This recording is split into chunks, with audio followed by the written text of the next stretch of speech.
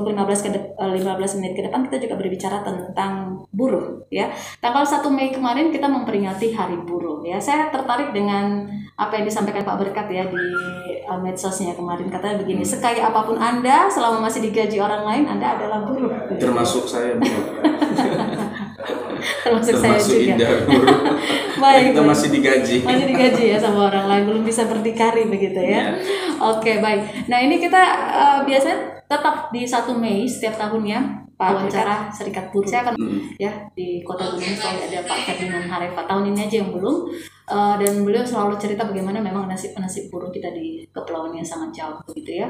Dari sisi pendapatannya juga sedikit, kemudian juga dari sisi perlindungan jaminan kesehatannya juga ada yang nggak ada begitu ya. Nah, Anda sendiri seperti apa melihat nasib buruh? Iya, saya sering menerima demo di Sumatera ya, di kantor ya, karena waktu saya di Komisi E kita juga ikut menangani tenaga kerja ya, mulai dari gelombang kecil sampai gelombang yang besar itu. Jadi kalau kita bicara daerah kita ya, daerah kita ini saya ada ikut satu mendampingi buruh yang mendapatkan perlakuan yang tidak baik lah. Mudah-mudahan itu sedang berjalan sekarang. Saya minta atensi dari provinsi.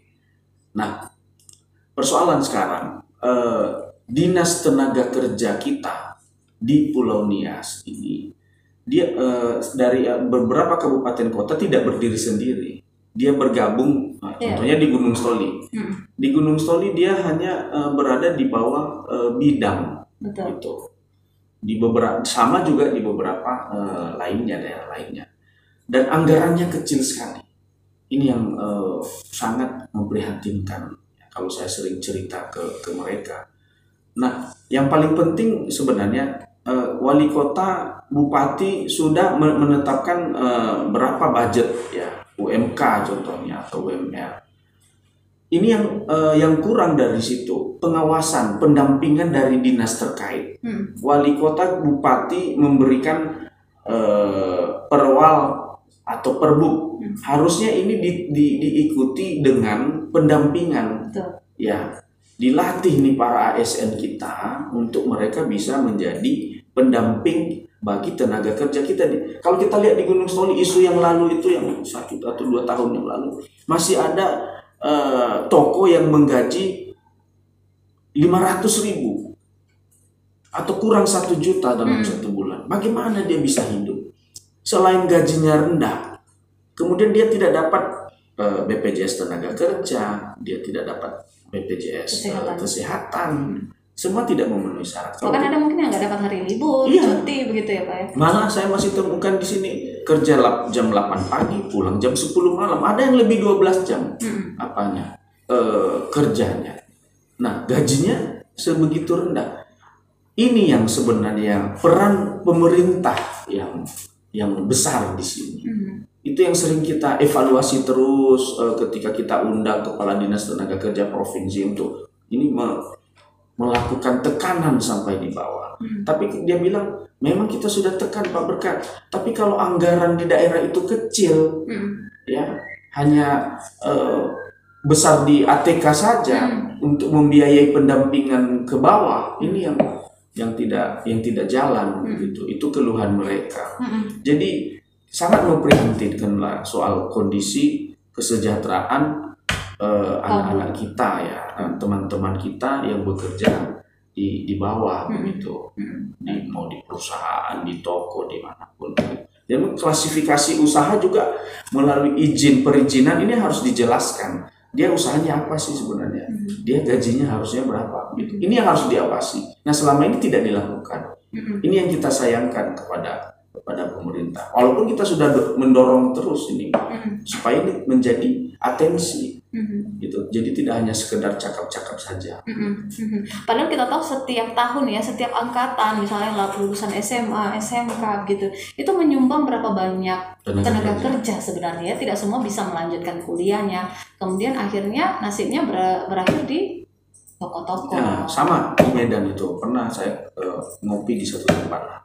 Lalu saya lihat dia memang dari kampung kita ya. Dek, kamu dari mana? Dia terkejut. Oh, saya dari sini Pak. Kamu sekolahnya Pak? Saya sarjana hukum Pak. Loh, sarjana hukum kamu jadi pelayan kok?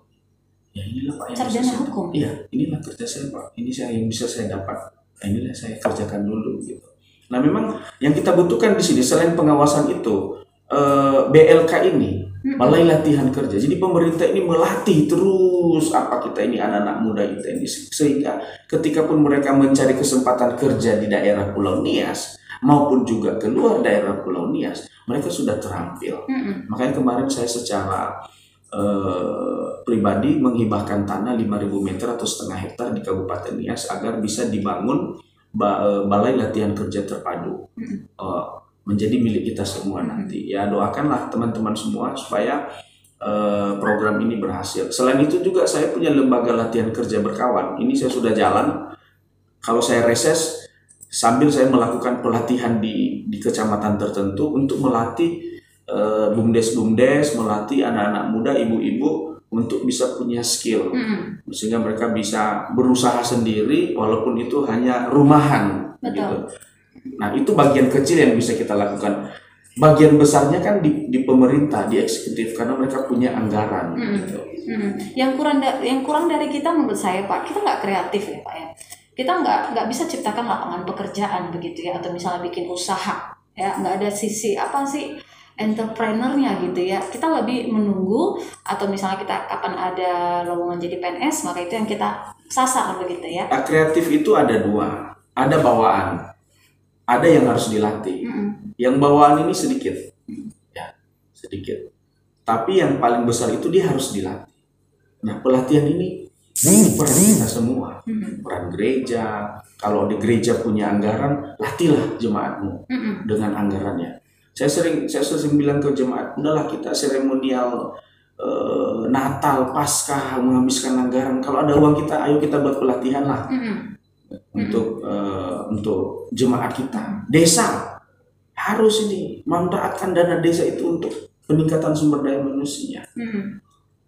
Termasuk pemerintah yang harus lebih banyak lagi perannya sebenarnya, supaya mampu menghadapi perubahan zaman ini.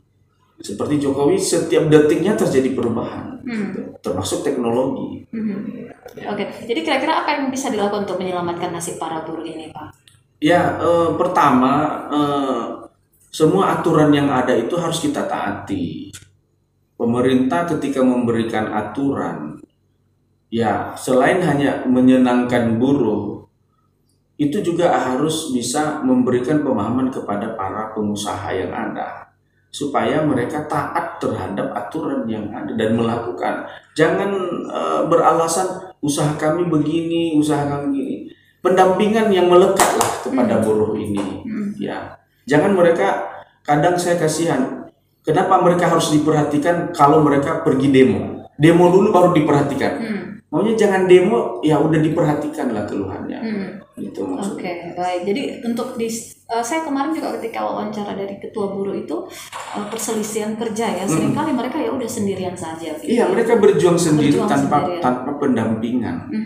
Ini yang kita minta, kepala daerah menganggarkanlah biaya untuk pendampingan itu, untuk penyidikan, karena ada tahapannya itu kan, sehingga ini nanti akhirnya ada mediasi sehingga nanti masuk ke ranah hukum. Gitu. Oke, baik. Terima kasih untuk Pak Berkat ya sudah berbicara tentang bagaimana nasib buruh di Kepulauan Nias dan juga tentang kualitas pendidikan kita di Kepulauan Nias. Sayang sekali waktu kita sangat terbatas. Pak Berkat akan harus kembali lagi ke Medan. Nanti kita atur lah ya. Kita atur lagi jadwalnya, bisa bincang-bincang lagi ya dengan Pak. Yang banyak ya. Baik, terima kasih. Saya sangat atensi kalau bisa meluangkan waktu kita membahas banyak hal ya. Melalui RRI ini juga saya bisa mendengarkan masukan-masukan dari masyarakat, dan mungkin melalui pertemuan ini juga saya bisa banyak memberikan informasi yang saya dapatkan di parlemen, sehingga masyarakat bisa mengetahui apa yang sedang terjadi sekarang ini. Betul sekali. Jadi lain kali kalau misalnya kita ada kesempatan untuk berbicara dengan anggota DPRD Sumut, nanti siapapun itu nanti, mudah-mudahan rekan-rekan yang lain juga menyusul ya. Betul. Pak Berkat ya. Betul. Silakan ya. Ini wadah yang sangat tepat juga untuk menyampaikan unek-unek juga ya mungkin kepada para legislator kita yang ada di Sumatera Utara. Baik Pak Berkat, terima kasih banyak. Oke, Indah, makasih banyak buat rekan-rekan semua RRI. Iya, selamat bekerja, selamat melayani ya Pak. Tuhan memberkati. Dan pendengar serta pemirsa RRI, sampai di sini dialog isu aktual pada hari ini tanggal 3 Mei